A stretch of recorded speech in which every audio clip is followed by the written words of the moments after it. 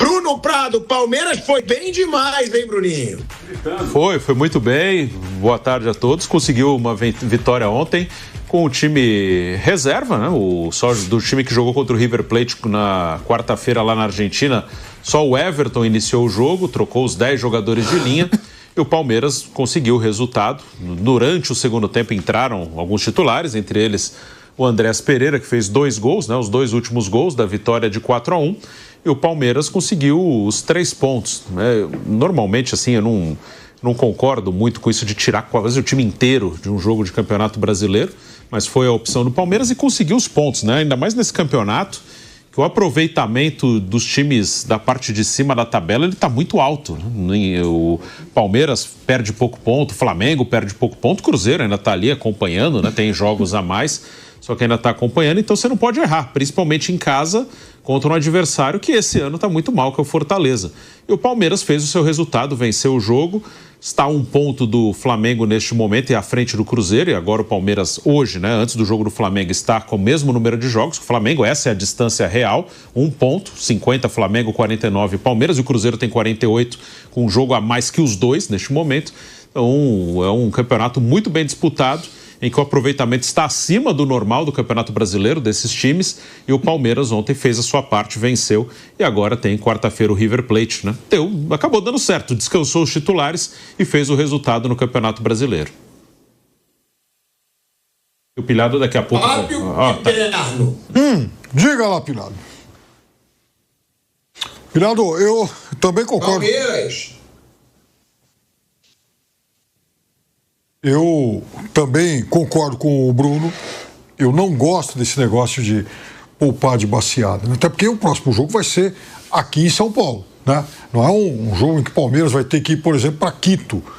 Vai, enfim, jogar aqui poderia sim ter utilizado alguns titulares a mais desde o início. Acho que correu risco, principalmente no primeiro tempo. Não fez um grande primeiro tempo. O jogo teve até um momento pouco folclórico aí, né? Porque o Lucas Sacha, ao final do jogo, falando sobre o pênalti, é muito difícil de ver um jogador assumir uma falta, principalmente que gerou lá alguma dúvida e tal, da forma como ele assumiu o pênalti. Falou, eu fiz falta, eu fui o responsável pelo pênalti.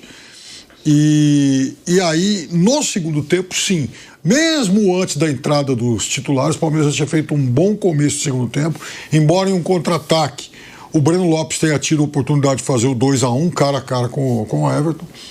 Mas já era o Palmeiras pressionando bastante, teve a bola na trave que pegou na linha, entrou um pedaço, não entrou outro e tal. Teve lá umas 2, 3 chances. Depois sim, com alguns titulares, o Palmeiras dominou completamente um Fortaleza, que é um time muito mais fraco. Mas eu não concordo, repito, não concordo com essa estratégia. Esse campeonato, ele vai ter algumas pegadinhas daqui para frente por conta de calendário, e os clubes precisam estar muito atentos com isso. Por exemplo, se Palmeiras e Flamengo avançarem à semifinal da Copa Libertadores, na véspera de um dos jogos semifinais, o Palmeiras vai receber o Bragantino e o Flamengo vai pegar o Botafogo lá no Engenhão. E aí a questão que fica é, será que eles vão poupar? Será que...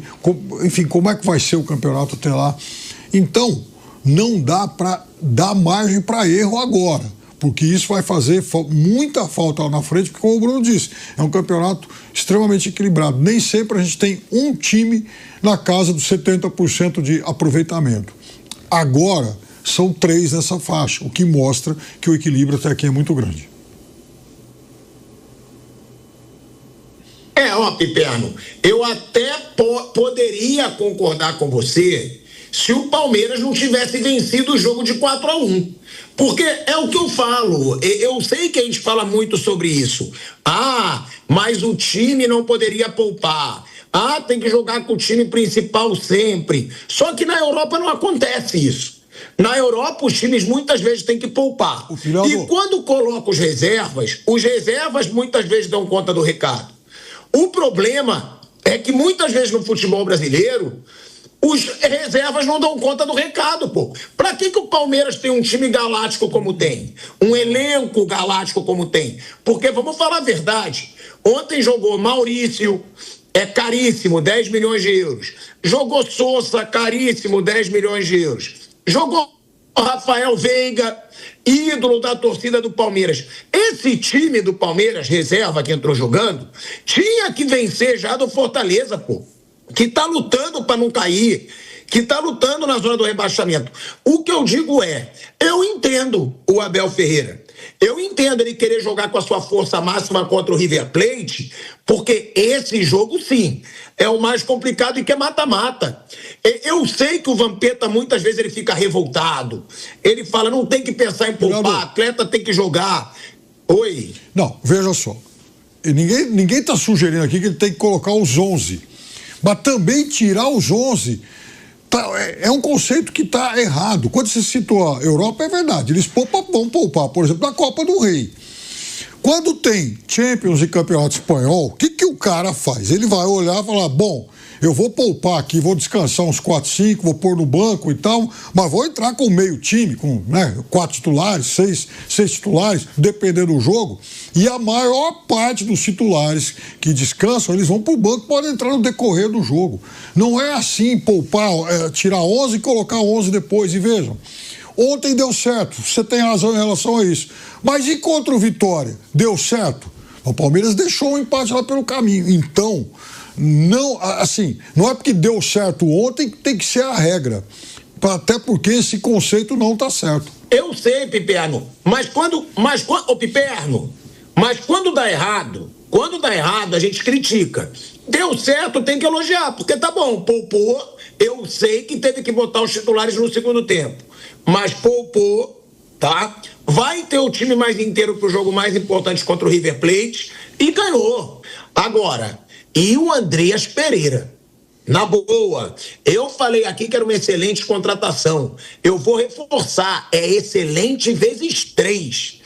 O Andreas Pereira, ele chegou, em um jogo, ele deu assistência pro gol do Gustavo Gomes, lá na Argentina, e jogou muita bola contra o River Plate. No outro fez 2 gols, pô. É o que eu falo, é um jogador diferente. A Leila foi muito bem contratando esse cara. A Leila pagou, gente, 10 milhões de euros no Andreas Pereira. Andreas Pereira é jogador para custar 15 milhões de euros, 20 milhões de euros. Inclusive o Fulham negou. Vendeu o Andreas Pereira no começo do ano por 20 milhões de euros. Na boa, é um jogador, eu vou falar aqui, que muda o patamar desse Palmeiras. É um jogador que, se a torcida do Flamengo já estava revoltada, que ele teve aquele erro ridículo, e é contra o Palmeiras numa final de Libertadores e agora foi pro Palmeiras, agora que o torcedor do Flamengo está pensando mesmo, cara, olha o que esse Andreas Pereira tá jogando. Ô Bruno Prado e Fábio Piperno, é bizarro o que esse cara tá entregando em tão pouco tempo. Ele é um ótimo jogador, né? O Andreas é um cara que briga para ir para a Copa do Mundo, com chance real de ir para a Copa do Mundo. É um jogador muito bom. E vinha jogando muito bem no Flamengo também, né? Ficou muito o negócio da falha na final contra o Palmeiras, mas ele estava jogando muito bem no Flamengo. Andreas Pereira é um cara que joga em alto nível. E ainda jovem, ainda é um cara que pode jogar muitos anos pelo Palmeiras. E o Palmeiras, ele, já falei aqui várias vezes, ele mudou todo o elenco esse ano, né? O Palmeiras, ele fez a maior mudança, a maior reformulação desde que tem esse time base, desde que o Abel chegou, dá para usar como base aí, porque ele já está há muito tempo no clube. E tem, acho que 3 jogadores que o Palmeiras apostou que para serem os protagonistas, assim, os grandes nomes desse Palmeiras que começa em 2025 e que a ideia com certeza é durar, sei lá, pelo menos até 2030. Um time base, né? Não todo mundo vai ficar até 2030, mas um time base. E o Andreas é um desses pilares, assim. Para mim, acho que tem 3 caras que o Palmeiras aposta que eles podem ser diferentes dos que ele foi no mercado comprar. Andreas, Vitor Roque e Paulinho. Só que o Paulinho machucou, né? O Paulinho até agora pouco jogou pelo Palmeiras. E quando jogou, ajudou o Palmeiras, principalmente no Mundial de Clubes com 2 gols, mesmo em condição física assim, muito ruim, né? Ele estava no sacrifício. Então, esses 3 jogadores eu imagino que sejam apostas do Palmeiras para os próximos anos, para que eles sejam as grandes estrelas do time nos próximos anos e com outros caras que vão conduzir, é um coletivo, né? O Palmeiras, ele aposta muito no jogo coletivo, mas o Andreas, sem dúvida, é um cara que o Palmeiras Palmeiras imagina contar com ele por um bom tempo como uma das grandes estrelas do time. E ontem, o Andreas Pereira, ele entrou no jogo com 29 minutos do segundo tempo, Mauro. Ou seja, ele precisou de menos de 15 minutos para fazer 2 gols, decidir a partida a favor do Palmeiras. E outra, né, Mauro? A gente disse isso, eu até comparei da outra vez e comparo de novo. A gente falou muito isso do Jorginho, quando ele chega no Flamengo, ali no Super Mundial de Clubes. Como ele já chegou e parecia que ele já estava no time há muito tempo, não sentiu para se adaptar, parecia que já estava entrosado. Aí eu digo mesmo do Andreas Pereira, mano. O Andreas Pereira, em 2 jogos, ele foi decisivo, jogando bem contra o River Plate, deu inclusive assistência para o gol do Gustavo Gomes, e depois faz isso, entra com 29 minutos no segundo tempo e faz 2 gols. É um cara que, claro, tá deixando a torcida do Palmeiras cheia de esperança, até porque a gente sempre falou isso aqui, e não é brincadeira, tá? O Andreas Pereira já chegou no Palmeiras sendo muito querido, é óbvio. O Andreas Pereira, ele foi decisivo num lance que o torcedor do Palmeiras vai zoar o torcedor do Flamengo pro resto da vida. Que o Andreas Pereira tropeçou, a bola foi pro Daverson e o Daverson fez o gol do título da Libertadores em cima do Flamengo. Se o torcedor do Palmeiras, Mauro, já estava super feliz, satisfeito com o Andreas Pereira, agora ele se vê esperançoso, né? Porque é um cara que muda o nível do time do Palmeiras, Mauro. Vamos lá, vamos tentar ser menos exagerado. O Andreas Pereira, por 10 milhões de euros, é um valor bem razoável. Ele tem 29 anos, de janeiro faz 30. Então o valor de mercado dele é mais ou menos esse aí. Que ele é um ótimo jogador, não resta a menor dúvida. Que ele eleva o patamar do Palmeiras é o óbvio.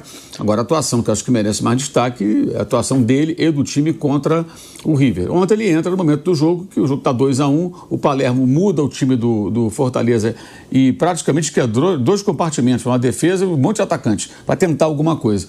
E ele finaliza com muita liberdade. Se deixar um jogador da categoria dele, da precisão dele no arremate de média distância, chutar sem marcação, ele vai fazer mais gols. E foi o que aconteceu ontem. Os 2 gols ele estava totalmente desmarcado.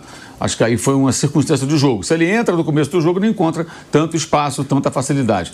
Você, Pipena, estava falando a mesma coisa agora há pouco. Estavam concordando. Você estava discordando dele, porque é o que ele estava dizendo, e eu concordo. Poupar todo mundo é um exagero.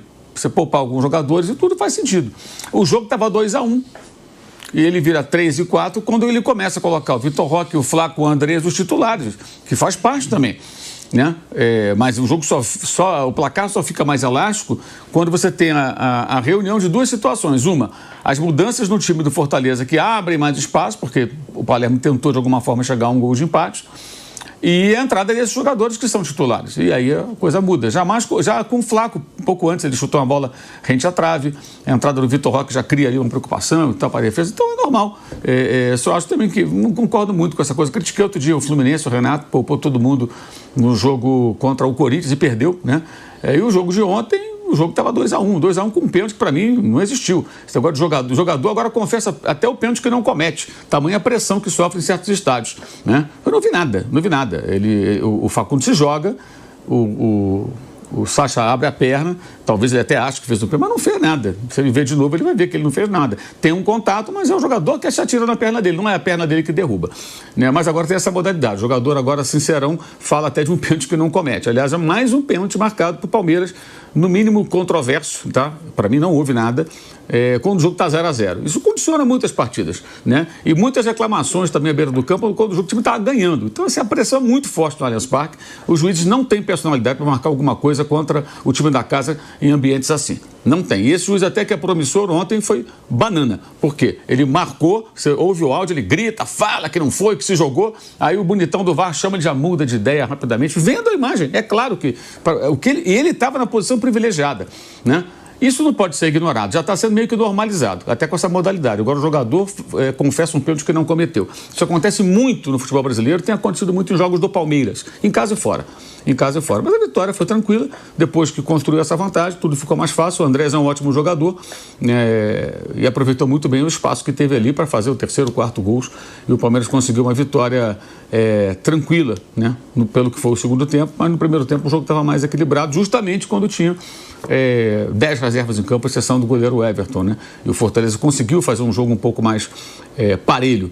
Mas faz parte. Poupar jogadores e tudo, revezar elenco, melhor dizer. Não conheço essa expressão, poupar jogadores, mas revezamento do elenco. E ontem o River Plate perdeu para o Atlético Tucumã, jogando fora de casa no Campeonato Argentino. E eu não olhei a escalação ainda, mas eu acho que jogou com o time, pelo que eu li aqui, sem todos os titulares. Vou até dar uma conferida com mais atenção. Poupou vários jogadores, né? Pelo que eu li aqui, mas eu não olhei a escalação, mas pelo que eu li aqui na imprensa da Argentina, ele não estava com todos os titulares e perdeu depois de muito tempo, né? Jogando lá a competição doméstica, no caso o torneio Clausura. E vem aí quarta-feira enfrentar o Palmeiras aqui em São Paulo. E é um Palmeiras que está com uma invencibilidade surreal, né, Bruno Prado? Já vai para 11 jogos sem perder no Brasileiro. Depois do Mundial, o Palmeiras não perdeu no Brasileiro, né? O Palmeiras, depois do Mundial, ele perdeu os jogos para o Corinthians na Copa do Brasil, né? Foram as únicas derrotas depois do Mundial. Na Libertadores está invicto, né? Desde o início. E no Brasileiro ele não perdeu, depois que voltou à competição. O aproveitamento está muito alto, né? Do Palmeiras, do Flamengo, né? Um aproveitamento bem acima do normal para a Série A do Campeonato Brasileiro. Se eles seguirem com esse aproveitamento, eles vão parar lá na faixa dos 90 pontos ali, né? Vamos ver se eles vão conseguir manter até o final.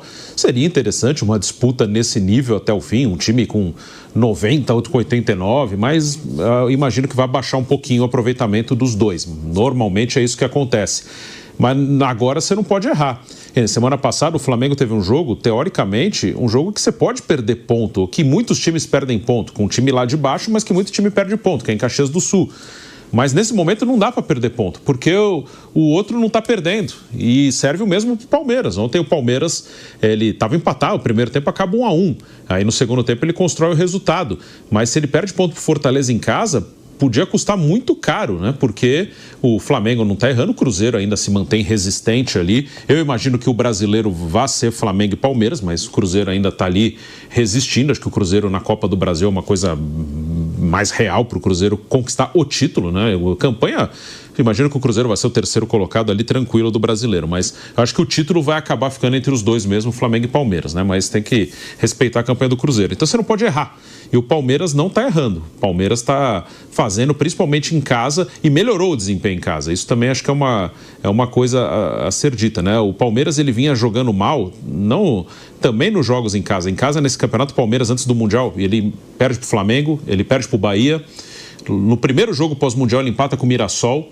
Ele tem alguns tropeços em casa. Agora, nos últimos jogos, ele ganhou de 3 do Sport, ganhou 4 do Inter, 4 do Fortaleza. Ele está ganhando com mais facilidade na sua casa, porque o time está melhor, está mais bem ajustado.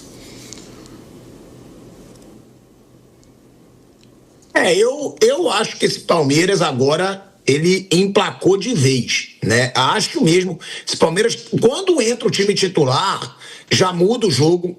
Eu acho que é um time muito acima da média para esse futebol brasileiro, o Fábio Piperno.